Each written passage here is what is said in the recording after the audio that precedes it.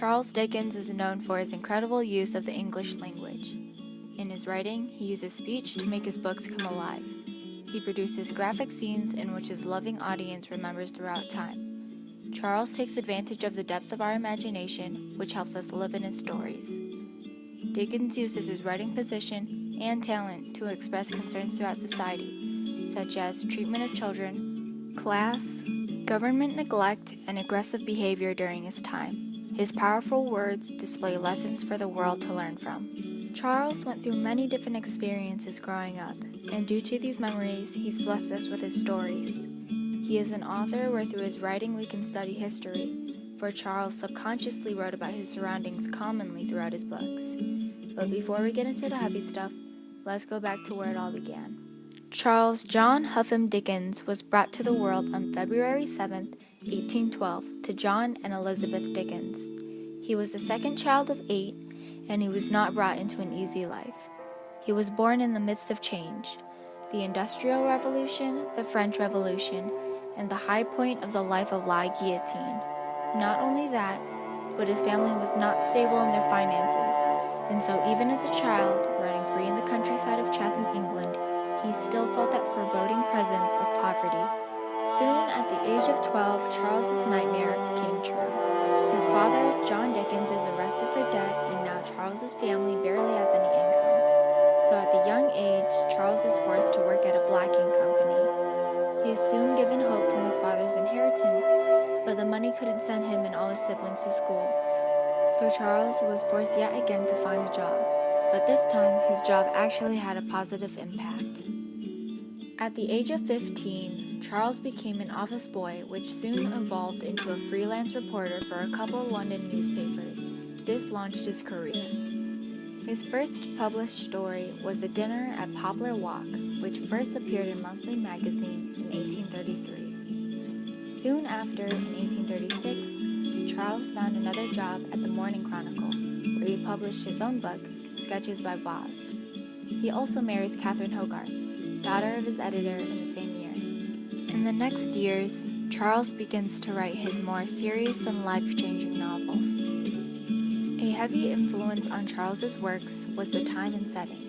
Victoria is crowned queen in 1838, and with that flows in the Victorian age. The impact is clear, for Charles's works are mostly placed in the Victorian era. Shortly after his first book, Charles publishes Oliver Twist in 1837. This holds a special place in Dickens' heart, since it describes an orphan boy in the streets who has to care for himself and grow up so he can survive. The gloomy mood and pleading nature of the street boys in Oliver Twist generate many memories for Charles. When he was young, he was forced to grow up early and take care of his family. Charles even feels like his childhood innocence was ripped away from him. He was not able to live joyfully, but in fear that his family would be devastated from their worldly problems. Charles then takes a trip to America in 1842 with his wife, Catherine. On the trip, he speaks about slavery, criticizing the Americans on their horrible treatment of people, since Britain abolished it long before. Charles was known for denouncing societies, and with his powerful position as a respectable writer, he was able to teach others and make a difference in their decisions, especially with a significant problem such as slavery. Not only does he criticize them on that, but he also criticizes them on their etiquette and culture in his book American Notes, published in the same year. He receives much backlash from his rude attempt at trying to conform the Americans to English traditions, so he launches another tour in America to make things right. A few years later, Charles brings out his most beloved book, David Copperfield, in 1849. The first most recognizable sign that this is a slight autobiography is that David Copperfield is the inverted initials of Charles Dickens. Charles writes about a normal guy going through normal life. The twist is that it's based solely on Dickens' experiences. There are parts where the character David works at a blacking company, and there are parts where his father is imprisoned for debt. It's Dickens' sly way of showing his own story. The reason it's important is because it's also considered the definition of what a Dickensian book is, which are basically the writing styles of Dickens and the settings he uses. Sadly, after his daughter Dora is born in 1850, Catherine suffers a nervous collapse, John Dickens dies, and following the sad trail, Dora Dickens accompanies her grandfather at 8 months old. Entering the era of Dickens' life called the Dark Novel Period, Hard Times is published in 1854. This was influenced by the Industrial Revolution, which was a difficult time for many low-shelved people. People were looking for change in their work, community, and technology. Governments were cutting money aids, and labor laws were not made in the right mind. Working conditions were also terrible. It was a nuisance to keep up with the grubby circumstances. In the Industrial Revolution, many were in trouble.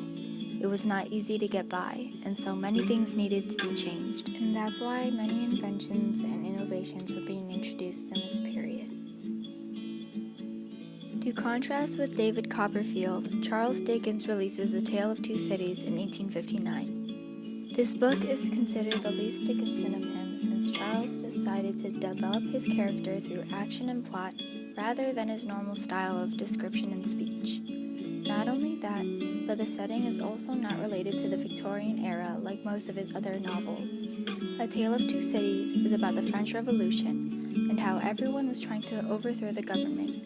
An example is the attack at the Bastille. Many rebels were trying to take charge, and it was a mess that required a strong leader. Examples of fierce revolutionaries taking action are the storming at the Bastille in 1789 and the famous July riots in 1830 by the working class. Executions were the answer from the government, and so everyone was wreaking havoc wherever they could. Executions were also very brutal, as explained by the time period named the Reign of Terror, where la guillotine was the main punishment. It was the most vicious part of the French Revolution, where many revolutionaries died under the sharp blade. A Tale of Two Cities was also inspired by a play Charles Dickens starred in called The Frozen Deep in 1857. Charles plays a man in love with a woman, where she is also loved by another. In the play, Dickens' character ends up stranded with the other male, and instead of leaving the other male to die and make the competition easier, he drags him to safety so that he could see the lady one last time. Dickens sees that sacrifice and uses it to his advantage in A Tale of Two Cities.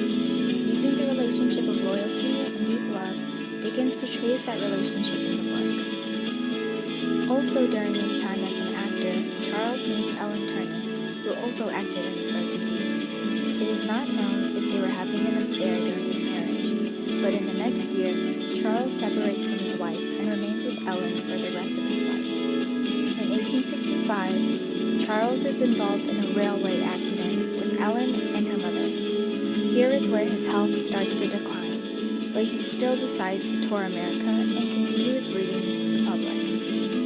Charles dies at home due to a stroke on June 9, 1870, and is now buried at Poets' Corner of Westminster Abbey. Charles had inspiration from his own experiences, and through his own learning moments, he taught others as well. The special thing about Charles Dickens is his gift of understanding minorities. Through his talent of writing, he was able to express perfectly how lower classes felt, and this spoke to many people. He affected these people by making them feel known. Charles shares his gift of writing with us, and through this gift he conveys issues, many which are still not solved today, such as class, aggressive behavior, and the government as a whole. Things have improved, such as treatment of children, but it takes someone like Charles Dickens and their courage to communicate their ideas to enforce taking action. He was brave enough to speak about these problems, and that boldness is truly what makes Charles Dickens not only a writer, but an activist.